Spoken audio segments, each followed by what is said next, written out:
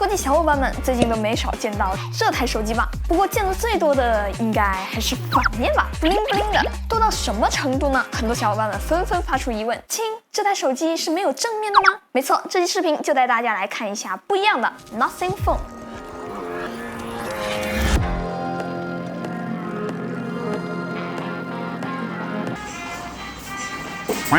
我还是第一次买这种从香港直邮过来的机子，先收一波运费，再过一道关税，再加上本体的价格4400到手。虽然说蛮贵的，但咱就是说这不比1万多买回来的 Steam Deck， 然后光速一坨稀干过去，吃亏多了。那一台旗舰价格的终端机，它用着感受如何呢？好家伙，我当天就没忍住，花了45日6-7个小时的时间，把微信的数据全部导了过去，当成了主力机。剧透一下 ，Nothing Phone 的体验有惊喜，也有妥协，但是一定没有的是性价比。不知道有没有小伙伴看过我之前那期 Pixel 5的视频？我是非常喜欢那台手机的。我个人对外观和手感的要求比较高，所以你看 Pixel 5虽然配置低，但是够轻薄，做工设计也不错，拍照好，还有无线充电。而且配置低最大的好处就是不发热，续航也不错。作为一个不怎么打手游的梨子，也是够用了。一看 Nothing， 好家伙，不用破解就能用5G，还有非常现代化的屏下指纹，真不错啊！而且 iPhone 13 Pro Max 的膜可以直接完美兼容，大腿抱的直呼内行。不过 IP53的防水等级也亏得你花钱去做个认证，大概就是个防个小雨的水平。这台手机呢，应该是我今年摸到最有个性的机子了。最显眼的呢，就是这个灯，叫 Glyphs。大家的卖点都是安涂度多高，散热多好。Nothing 的卖点就是哔哔哔，嘟嘟嘟。给大家看一下这个灯咋用的哈，其实就简单理解成响铃的时候，它也会有对应的灯亮起来，然后这个灯效是配合着这个铃声闪烁的，再加上它的震动马达，真的很带感。我给大家看一下啊，这个好有动感啊！最后还有一个呱呱呱呱呱，我好喜欢这一个，这是个感叹号，超可爱！哇，这个超级狂野。可能有些小伙伴要开始灵魂审问了，你这有啥用啊？你看它多帅啊！退一万步说，这不比副屏好用点？不用的时候不理它就行了。不过有些人形容这是跑马灯。这种感觉就像是把鬼火和正机车混为一谈一样离谱。有个很有意思的，它居然隐藏了一个功能，因为担心有些换光明性电线的朋友会出现问题，你得在通讯录里面新建一个叫 Abra 的联系人，然后进去设置，随便给它分配一个铃声，你看出来了。不过这功能我试了一下，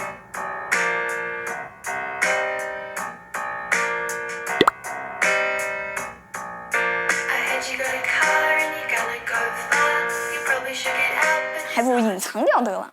它有一个居然有点用的功能，把手机拍过来，等这个灯闪完之后，它就会进入静音模式了。来消息的时候，它这里就会闪一闪来提醒你。硬件我其实是挺满意的，正面4边等宽，反面又帅。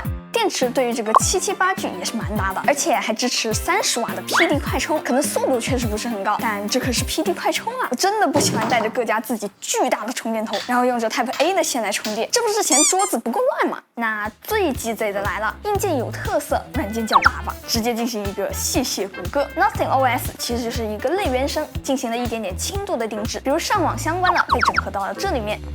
还加入了一些 Glyphs 的设置，不过它居然有小窗模式，这家伙逻辑谁代工来着？我感觉比中兴的那个系统还要好使一点。要我说类原生就是类原生，你反向定制嘛。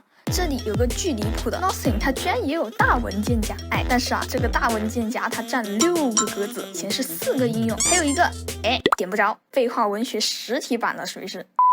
上次 Pixel 5的视频里面也有说到，谷歌相册那是相当的强啊。举个例子，甭管你这是啥东西拍的，甚至不是拍的，只要有人像，它就可以虚拟打光。如果画面里面有天空，还能加这种智能滤镜，它可不是粗暴的套上去的，而是会识别画面里的天空、草地、人等等元素，然后再单独进行处理。不过咋用这些功能还要交钱啊？我记得用 Pixel 5的时候不用的呀。相机的表现也是超乎想象，这总体表现我居然觉得很不错，绝大部分时候照片的色彩、清晰度还有成像速度都很不错，完全超过我对于一个新品牌的预期。这可比中兴那个看起来很夸张的相机靠谱。怎么说，硬件还算靠谱，软件靠大腿，这不是无敌？打住！其实它的缺点还是蛮多的，虽然说我担心的那些问题，系统不成熟、拍照差劲、Glyphs 其实是个半成品之类的问题，其实都没啥问题。但是在我完全没有考虑到的地方，反倒是有各种问题。这里我一定要先吐槽一下它自带的铃声。没错，电子音的设计很有特点，尤其是这个你看又有特点，等下又帅，我就用它了。好家伙，上当了！一天早上我还没睡醒，朦朦胧胧的时候，耳边10几厘米的耳机突然 ，what？ 我这辈子第一次感受到比苹果闹钟声音还要吓人的铃声。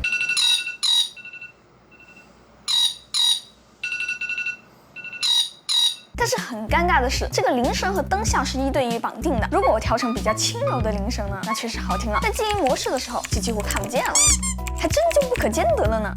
通知的声音确实很有特点，但是能用的其实也就那么几个，其他的消息一多，简直就是噩梦。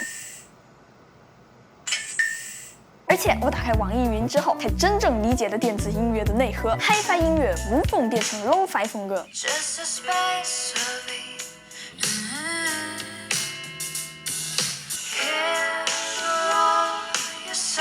Leaves 本身也不是没有问题，比如黑色和白色的机子好像亮度不太一样。我个人猜测，有可能是因为白色用的是白色军光条，不会吸收那么多光线的缘故。如果是这样的话，那就有点尬了哦。